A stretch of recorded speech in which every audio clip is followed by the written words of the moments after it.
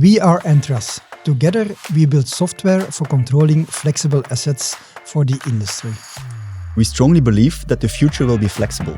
Any industry, big or small, any building, any home will make use and make profit out of flexibility. That future starts now. In this podcast series, Flexing the Future, we share our insights on flexibility.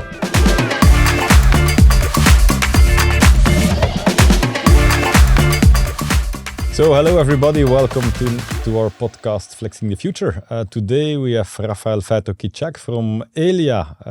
Welcome Rafael. Maybe you can briefly present Elia, known to everybody I guess, but then also what you do there. Yeah, sure. I hope it's known to everyone, but maybe a short recap. So we are the transmission system operator. So we basically operate the grid from 30 kV to 280 kV. So it's like the big highways of the electricity. And by operations is not only operating, it's also maintaining the grid, building the infrastructure, planning for the future.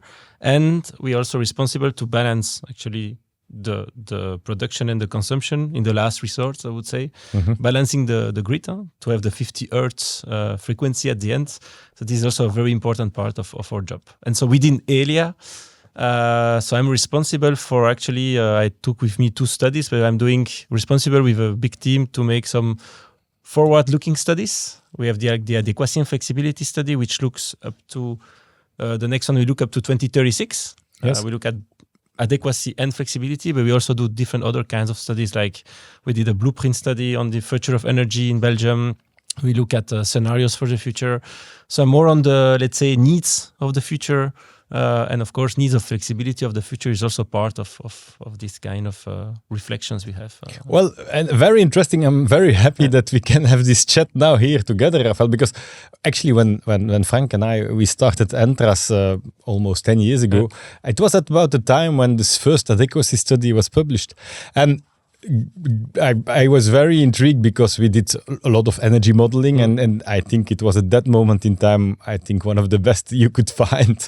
But in my memory, that was more about adequacy and less about flexibility. I don't know if in the meantime this has changed probably. Yes, indeed. So I think the first adequacy and flexibility study was already called adequacy and flexibility study. Okay, it was already 2016, in the name. yeah. Yes. But before that, indeed, we were only doing adequacy studies. So we were doing like strategic reserves studies.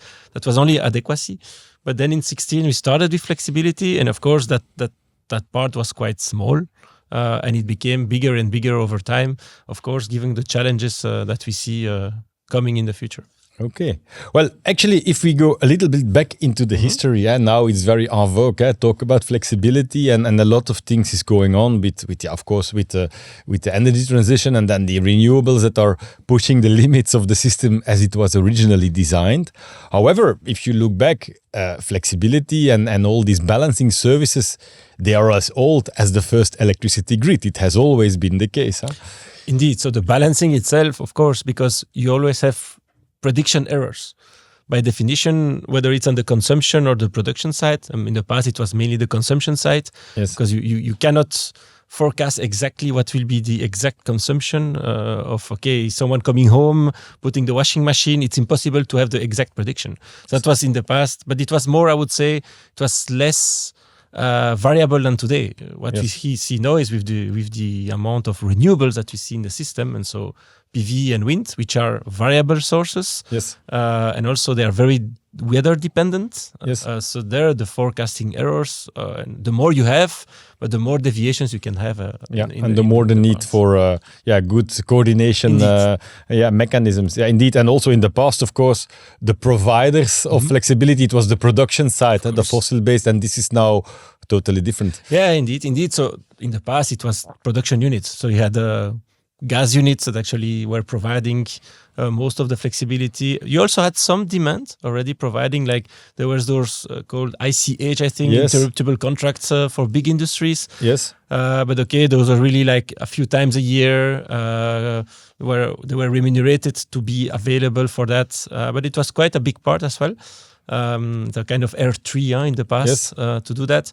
But what we see now is that actually we have opened all the products to all types of consumer or producers. To all players in the market. Yes. And also, I think in the past, it was not really a market with a there was no volume and price. It was rather bilateral agreements. It was not really in some kind of a market-based concept. Indeed, it was, as you say, kind of bilateral agreements. Now you have really a market with auctions behind, with rules, with different types of products, Yes.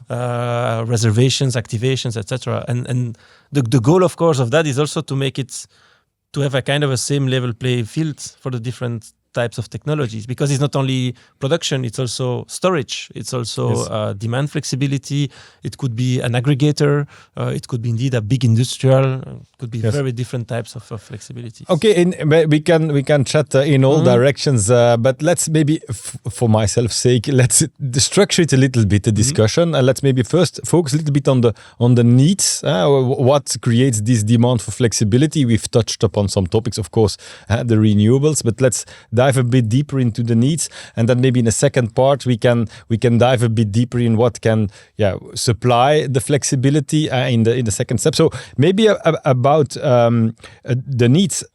Well, there is also, sometimes we use internally at Entras, we have an analogy, and in the past we said, well, electricity markets, like before renewables and energy transitions, was like a lake. So there was not much going on, a little bit of wrinkles on the water side. Now we look, it's more a sea. But the only difference is people now look at the waves and they say, whoa, look what is going on. While you could call this explicit flexibility. It's very explicit. It's a bit wild, but actually there is a bigger variability, which is like the tides, low tide and high tide, and this is a much deeper market. Which in the metaphor would be more like the wholesale markets, like high prices and low prices, and the waves would be like, the balancing services which Elia is procuring. I think that Elia describes it right as explicit flex and implicit flex. Maybe you can describe that. Yes. So yes, indeed. So explicit flex is more the flexibility that offers, for instance, to the balancing markets, while implicit flex is the flexibility which is somehow done by BRPs already, or by some industrials or some players before, let's say, the markets or within the market. So it's a bit, but I don't really like that difference, because in the end, flexibility, it's not about only balancing or day ahead. It's actually, you have seasonal flexibility. Yes, you winter, have summer, heating, winter, summer, Yeah. Day, night, of course. So intraday flexibility, and of course, the closer you go in the time frame to the real time, indeed, the more, let's say, it's explicit it becomes in the end. Yes. But you need also flexibility. And today we see, when you see high prices or low prices on the day-ahead market, but you also need flexibility there. So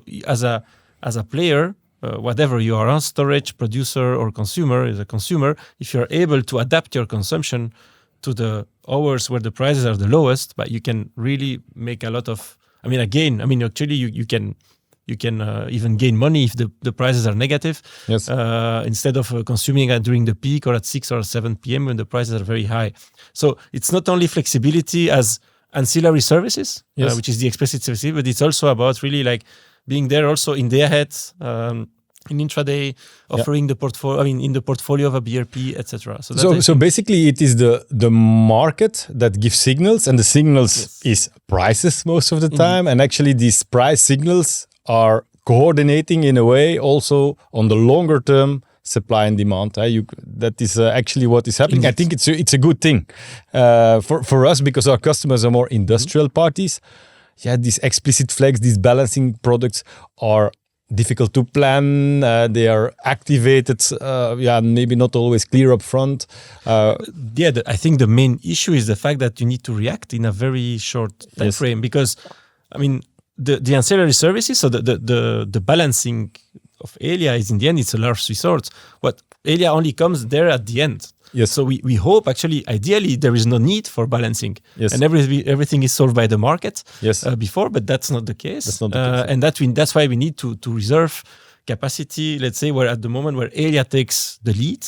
And of course, then Elia activates, of course, the least cost balancing, but still Elia does the activation and the decision on it.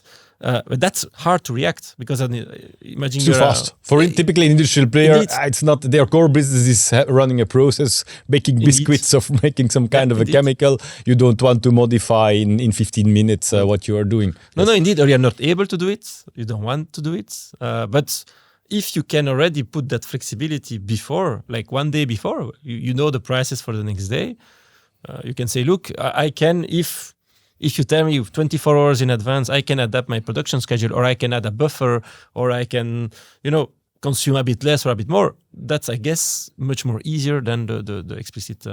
Okay, well, and we are automatically jumping to the supply side already. But maybe sticking a little bit on the needs. What do you see? It's of course the the renewables are pushing us towards more need for flexible, response from parties. But what are, if you have to sum up the evolution, the drivers? How do you see that evolving, and based on what? So you have renewables. I think this is the main driver. Main driver, yes. maybe. Yeah, I would say indeed. And the share of renewables is increasing. I don't know, at 30% in Belgium, which is quite limited when you see the other countries. You have to look at it from a European point of view. When there is sun in Belgium, there is sun also in Germany and in France. So the need for flexibility is not only a Belgian issue. But if you say 30%, that's 30% on energy. Indeed. I guess, because on power it's already much more. Indeed, and that means if you have 30%, that you already have days or hours where the renewables in Belgium exceed the consumption. Yes. And those amounts of moments will increase in the future. Yeah. These are the hours with the famous negative prices typically. Yes, for instance, when you have negative prices, those are moments where you have too much supply compared to the demand. But again, it's a problem in Belgium and abroad because, as I said, it's usually correlated. The wind or the PV, of course, on a very geographical scale when you're close to each other. The further you go, the less is correlated. But indeed, so that's one thing, renewables. And the more you will increase, the more moments you'll have with excess, or also the opposite. Because, if you're on a winter day, there is the opposite effect. You have no wind, like what you call dunkelflaute. Yes. Dunkelflaute means it's quite dark. It's a German term, dark, and no wind. Also no PV or very limited PV. You're in winter. And those moments, you have a need there for something else than the renewables, like production generation. So that's the first trend. Maybe just to throw in a new, I once heard the word hellbrise, which is the opposite of the dunkelflaute. Sometimes you say when too much wind and too much sun, that's also a problem. Then you have too much. Yes. Indeed, and usually those happens, let's say in April, May, June, July. Yes. When actually you have good PV because of the sunlight. It's not yet too hot neither, and you still have a lot of wind. Yes, but so that's the first one. Second one is electrification, and there I see it more as there is a need and an opportunity, because electrification first, what does it mean? It means electrifying transport. Why? Because it's you gain like 3-4 times terms of energy efficiency. So electrification, we see it already in the cars. It's coming with the buses and the trucks. You have heating electrification, low temperature in buildings, so heat pumps, for instance. That's one. Also in industry, we start to see heat pumps. Yes, indeed, in industry for low temperature, and also in industry like e-boilers, for instance, for higher temperatures. We see also a lot of requests to actually for connection requests for this kind of assets. Yes. You also have digitalization driving the data centers, for instance, also require more demand. So that is, I would say, the second trend that you say is electrification, and that's also an opportunity. Because the new loads that you will have, like mobility, but also heating, if you make them flexible from start, when you design your process, or you assume already that they can be flexible, you add a buffer, for instance, for the heat pumps, but they can also provide flexibility to the system. Exact. So, it's a bit of it's a lucky shot somehow. 10 years ago, when we were thinking about, maybe cars will become electrical, it is a problem, but it's a great opportunity. And luckily it comes at the same time as the renewables, because both problems somehow solve each other in a way. Indeed. Yes. So transport is for sure, I think, will be one of the biggest provider of flexibility in the future. Because when the battery of the car, you drive on average 30-40 kilometers per day, the Belgian average car, while your battery can handle maybe 300-400 kilometers. So you're not obliged to charge every day. So already you can choose when to charge. That's one thing. And of course, then further away, you could also provide flexibility to the system if you are connected, the moment you are connected. So. And the same for a heat pump. Could be the same. There is more challenging, of course, because when it's cold, everybody needs in the same time heat.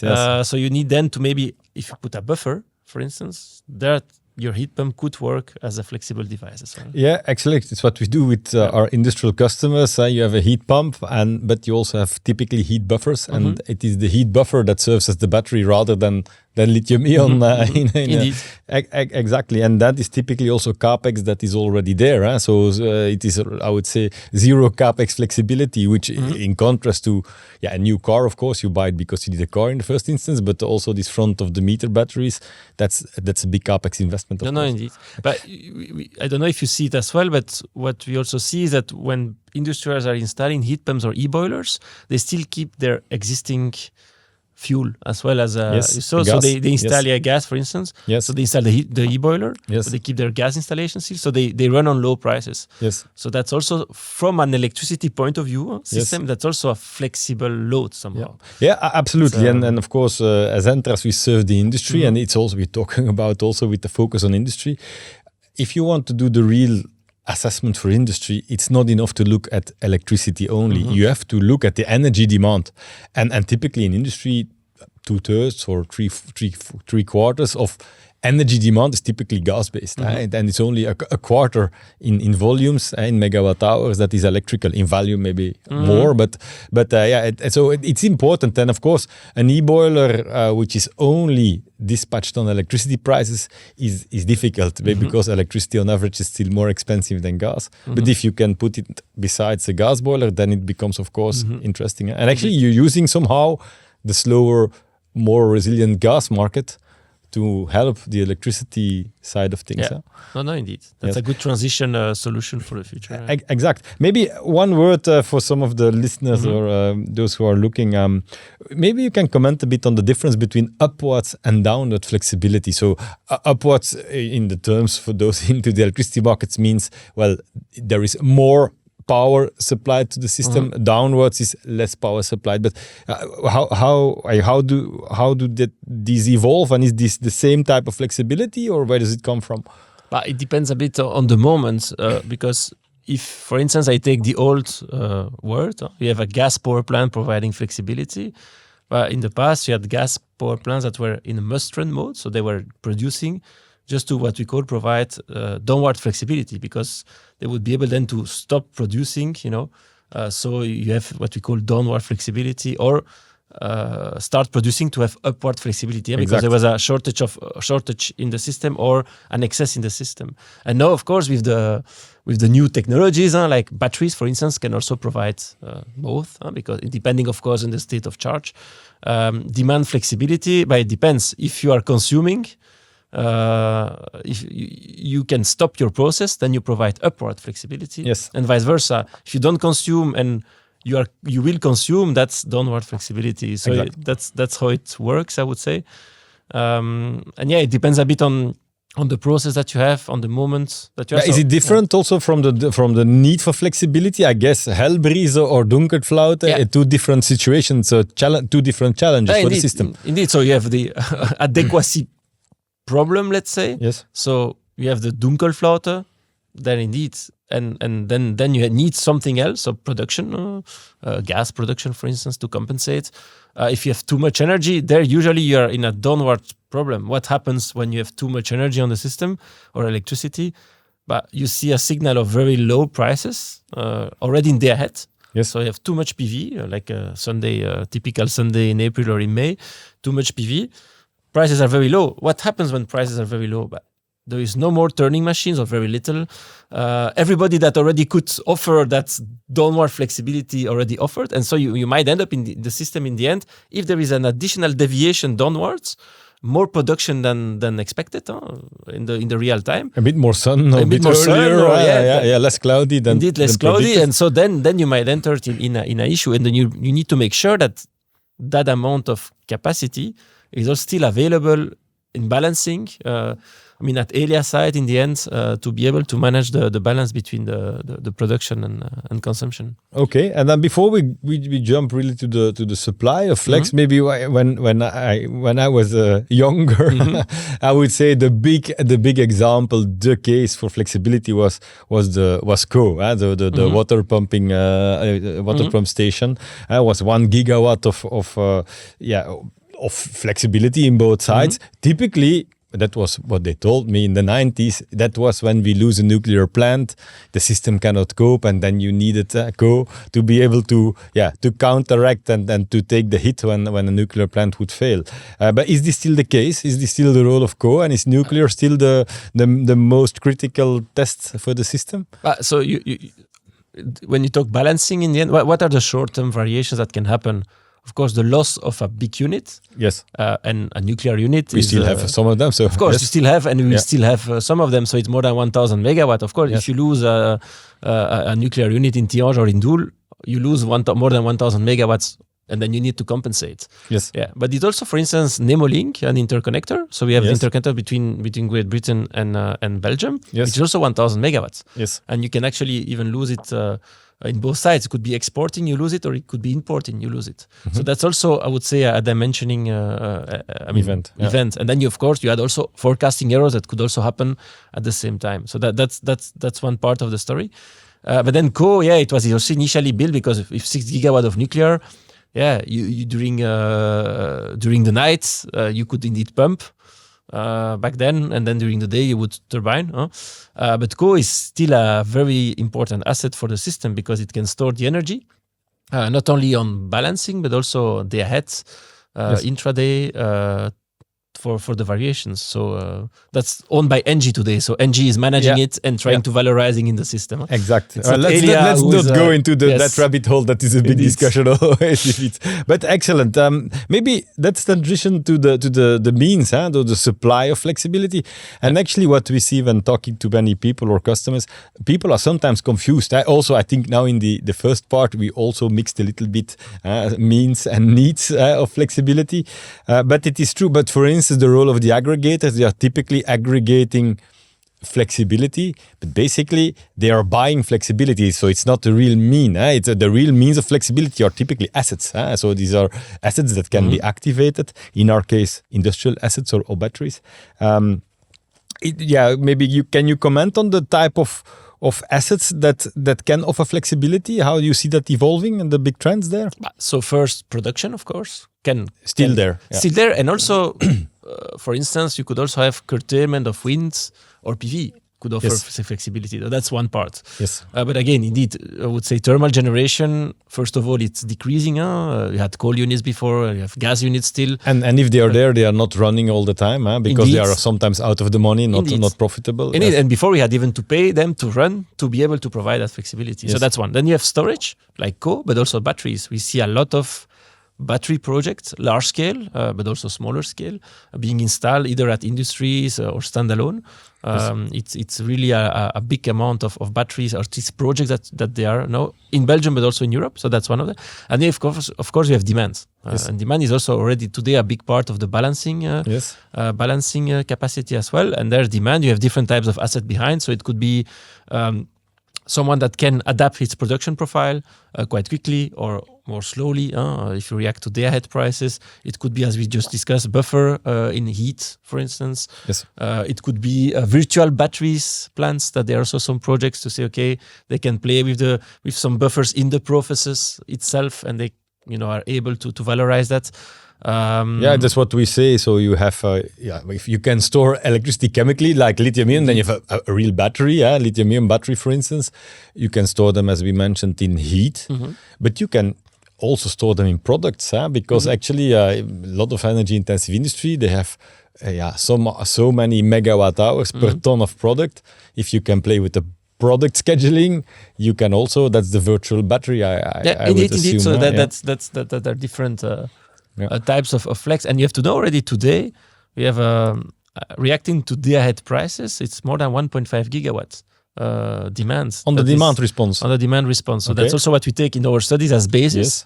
And then you also have something that reacts on balancing, but it's already quite a big amount. Okay, it's 10%, a bit more than 10-15% of the demand. Yes. With the electrification, so what I mentioned so you have the electrification of heat. We always assume that, okay, if it's e-boilers or heat pumps, there the flexibility is provided not especially by a buffer, could be a buffer, but also the fact that the industrials are still keeping the other fuel, like gas, and they can switch. Yeah. And so there we say, okay, if they can switch, it's also something they could offer to the market or to the system, let's say. Yes. In a certain way. So that's also something on which Well, we in can- industry, it is how we look at things. I have people ask us, where is my flexibility in the system? Then we say, well, typically you have two types of flexibility. There is the arbitrage between markets. If you have an e-boil and a gas boil, you can switch from gas to electricity. You can help the electricity system. And the other one is, of course, time arbitrage, where you shift in time within the electricity market typically. But typically there is much more flex available than meets the eye. And I think the reason is, maybe you can comment on that. In the past, let's say 10 years ago, the first industrial parties offering flex that was on the balancing services. And I think it was logic because at that time it was the only product in the market where there was a business case. There was enough price signal to do something. But of course, as we discussed already, that part is not very attractive for industry because it is fast and sometimes mandatory activated. It would be interesting to have a slower system it would be interesting to have more, I would say, flexibility from industry, which is slower, but by going to the slower products, suddenly much more is possible. That's what we believe. Indeed. So I also believe that you have a big untapped potential of flexibility already in the existing system. Huh? Yes. And that could also participate to, let's say, as you said, slower markets. So that's for sure. And that can also help if they do that. They can help also the faster markets because today, maybe, see what I mean? You still need those faster markets in the end. But if you are, and some of those are already participating also in the slower markets. So if you go more into the slower markets for certain products, for certain industrials, they could also, let's say, the ones that are today maybe also doing slower, they could focus on the faster one. I don't know if it was clear, but it's... I get it. Like, first you have to solve the big chunks, and that is what the slower product should do. And then only, I would say, rounding off the corners or rounding off the edges, that is then the last, the faster flexibility. And then, okay, I get that. Great. I guess... when we go maybe to the third topic, what is the value of flexibility? I think it's one of the most difficult things to model. You are an expert modeler. To me, it looks very difficult because supply and demand is very difficult to model, and then trying to put a price on that is still even more difficult. Or how do you tackle that? So it's indeed a complex thing that is also done by several colleagues within Elia. So. Maybe what we do for our models in the future, we first always assume perfect foresight. Yes. So that's the first step. So what you try to do is you do optimize a system as if everybody knew what will happen in the future, which is already a big assumption. So you say, okay, your storage, your producer knows that tomorrow at 4 p.m. there will be so much wind, so much PV. That's your first optimization. Yes. And then you get a price. Yes. And then you can afterwards look, and that's the part of the flexibility part here in this study. It's okay, you look for that moment. Are you still able to deviate upwards or downwards? Yes. And then you take assumptions, okay, that kind of asset can go upwards, that type of asset can go downwards, by how much? And you try to assess if the means and the needs do match.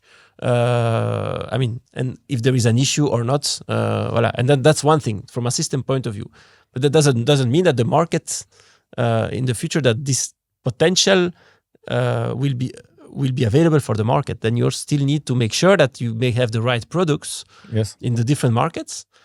So that this flexibility can participate to the markets. Yeah, but because that's what why I was thinking, it's complicated because it's not within one product that two assets are competing for the same upward flexibility on AFRR, for instance.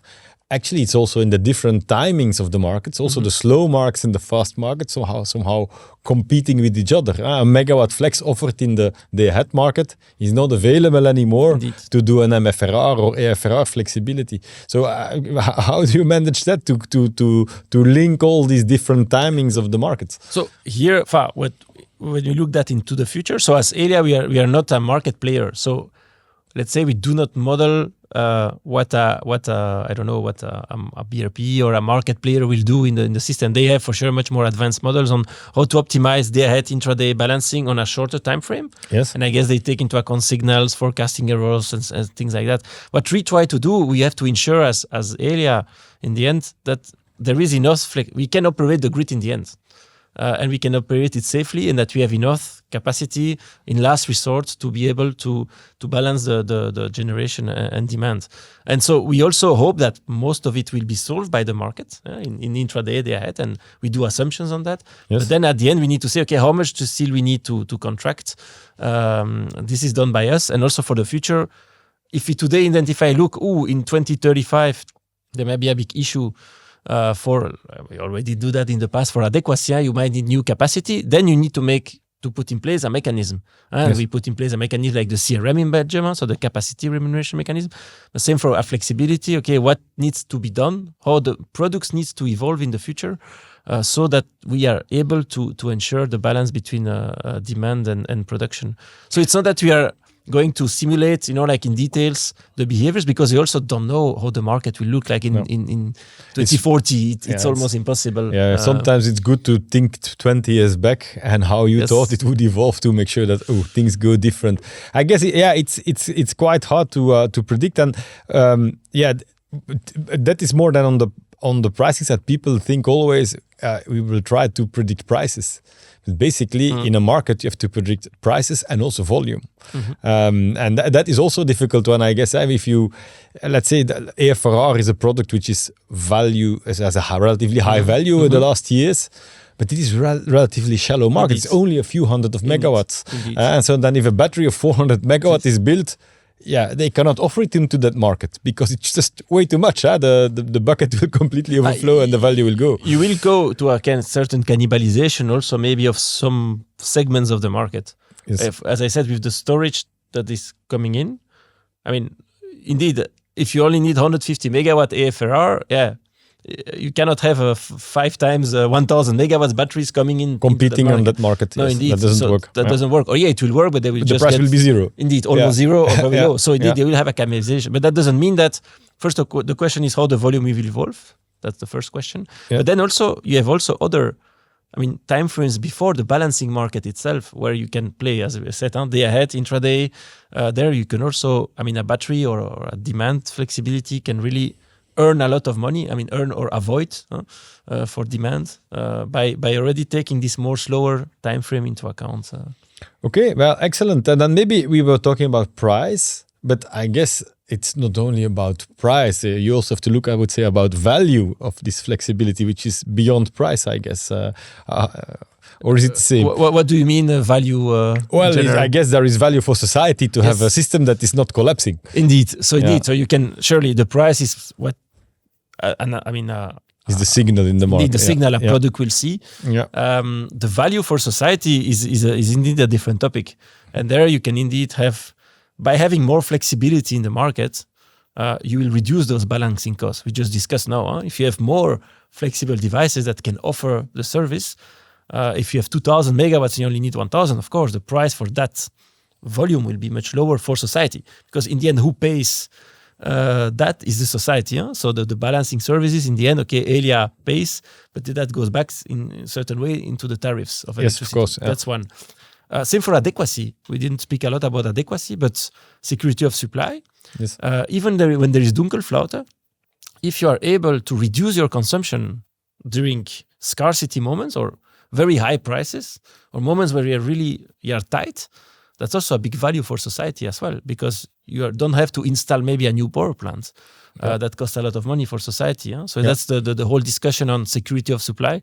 Yes. So that's an important one. And also from a more societal point of view, you also will reduce your CO2 emissions because, as we said, more renewables means, you have low prices when renewables are producing, but if you manage to consume when renewables are producing, but during those moments, the CO2 emissions are very low. So also you as a consumer will consume when the CO2 is low, and society will able to decarbonize the electricity system even faster. But maybe that's also an advantage of acting more, flexibility actors of acting more on the head market, because if you buy electricity, basically it's if it's a battery, it's buy low and sell high, but or in industry it is consume a lot when the prices are low and less when the prices are high. There is a correlation with renewables, of course, because and the good thing is if you do it on a day ahead market, then actually you're using more renewable electricity. Yeah, indeed. You doing it already in the day ahead. It's already following what the renewables will do. Yes. Doing it later, the other markets are also there more for a correction, let's say. But the correlation is not so direct anymore with how much wind and solar there is. Usually, yes, as well, because indeed, if the prices were very low in the day ahead or very high, so it depends in what direction. If there is a deviation, if the price is very low and there is a further deviation towards excess, the price will be very negative, let's say, and vice versa. If the market was already tight in the ahead and you still need more energy, it will be go in the other direction. But indeed, if you want to follow already the renewables, doing it in the day-ahead market is already, I would say, a very, very good start. Yes, excellent. And then maybe the last topic and make the jump to then our customers, industrial players. So we said already that there is much more potential than maybe that meets the eye at first sight, because it's not about only balancing services. This is a slower markets, and at Entras, we have the algorithms to protect the process, so to optimize while still respecting the boundaries, the constraints. For instance, how big is the heat buffer, or how much product can be stored or not. And what I wanted to mention here is that actually Elia has launched a quite interesting website, the What's Happening site. Maybe you can briefly explain what that is doing. Yeah, so it's a website. That's a good start to explain it, and then you can try to see, depending on the, let's say, type of flexibility you can offer or type of constraints you want to have, how much money would you earn on the different markets. Yeah, so that's a first, I would say, a first insight on what you could do as an industrial if you want to offer certain asset or certain flexibility. How much can you get back? Yes. And our goal is there also to incentivize people, or consumers, to look into flexibility, because as we said, there is a big value for the consumer, but also for the society. And I forgot maybe the last one where is a big value, and I think it concerns us also a lot, is the grid development. Yes, the investments that are needed into the grid. Yeah. You will need, with electrification, amount of storage, renewables. It's a huge amount of investments. If you also manage to reduce that by indeed having more flexible loads and incentivizing people to consume at the right moments, you also will reduce the cost for society. It's not only about renewables that you need to do, but also about consumers, the expansion of the grid. Okay, well, and we applaud the What's Happening side because it's excellent. It's a great. It's the same story as we want to tell. Maybe as a small remark, it's a constructive feedback, is that it seems to work great on, I would say, electric only flexibility, while in industry, a lot of, as we mentioned before, is not in the electricity markets. It's typically between gas and electricity markets. And there we have the feeling that it's a bit more difficult. The results are not necessarily so straightforward that come out of the analysis. The goal of the tool is really intended to have a first insight and to incentivize, I think. But I fully agree. Also, when we look at long-term studies, we have more and more discussions on indeed how to model cross-sectoral implications. You could imagine you have a cogeneration, and then a heat pump, that's, I think those kind of optimizations, they are happening today already at local level, or try to happen at local level. Yes. Also modeling that and taking that into account, and the evolution of it is quite complex. Yeah, on the system level. Yeah, because that's what we do with our software. We do behind the meter multi-asset optimization, multi-market also, but we are only looking behind one meter. We are not looking into the system. So I guess you have an additional challenge to take. If to look at behind every meter, with actually specific constraints for every industry or every consumer, it's quite complex. But indeed, that it's a fair point taken. But the goal there is really to, I think, showing the value of flexibility for the consumer. I think is also one of the barriers today that we see, is that first you have to show the value to make it happen in the end. Because we are convinced there is a big value, and in existing processes.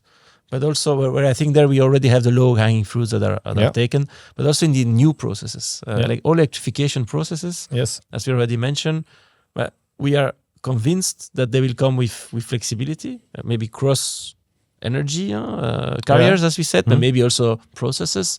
And there we need to ensure that this flexibility is coming into the system. For example, instead of 100,000 liters of hot water buffer, maybe put 200,000 liters of hot water buffer, and then it's like a virtual battery. Indeed. Yeah.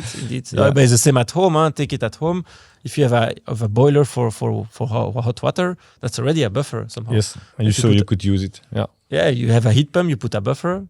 Then you have also flexibility. Any other ways? Because I think what's happening is a great initiative to lower the barriers and I'm looking now more at the industrial parties, I guess. But what are other? What could be done also to lower the barrier that more flexibility or more parties are willing to offer flexibility?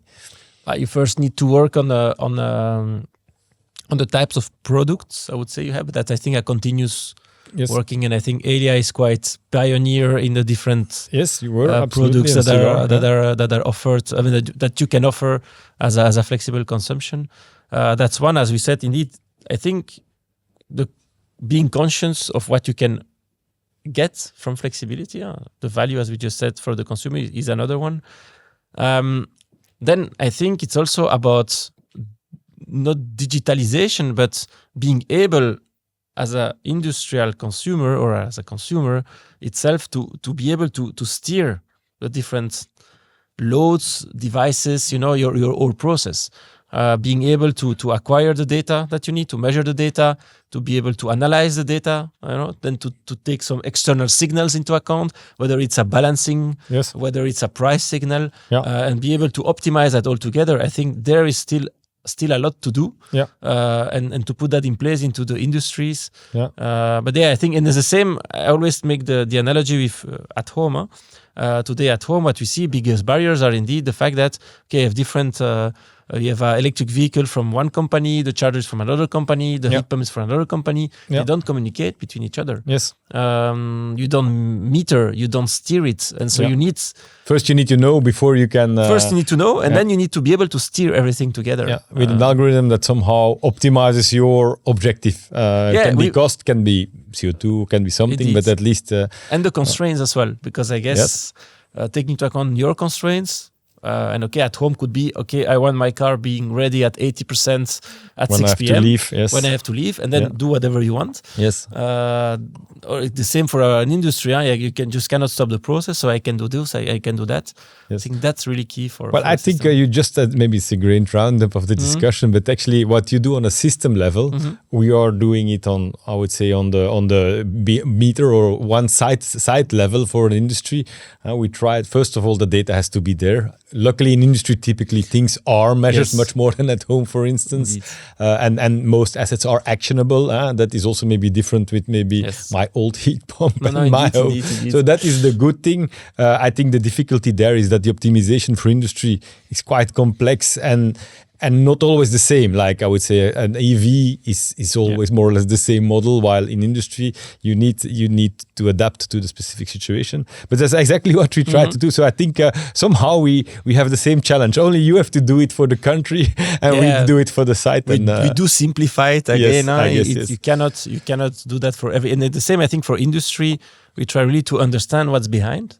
We really try to understand every customer. Of our customer, maybe future customers, also to see how they can offer the flexibility to the market and how we can help them to do that. Somehow that's really key. But as you say, indeed in industry you have more data, but they still need to make the links between the data together and to offer that. But indeed at home there is another challenge. You need to get first the data. And then also at home is a bit different. You also need to communicate. You have many small points. It's a big numbers game. Absolutely. And then that's why I think flexibility from an industrial point of view is I mean, the barriers maybe are a bit lower than flexibility from a, let's say, residential point of view. Not for all the devices, but I think for some of the segments, like we just discussed, e-boilers, heat pumps, things like electrolyzers, if you put them as well. Yes, of course. Those are really... CHPs also, they were designed as somehow base load or heat following. Now you have to operate them a bit differently. I think CHPs, we have more than 2 gigawatts in Belgium. It's a great instrument, flexibility. Great instrument that you can, either use gas or you use electricity or you put an e-boiler or you put a buffer on top of it.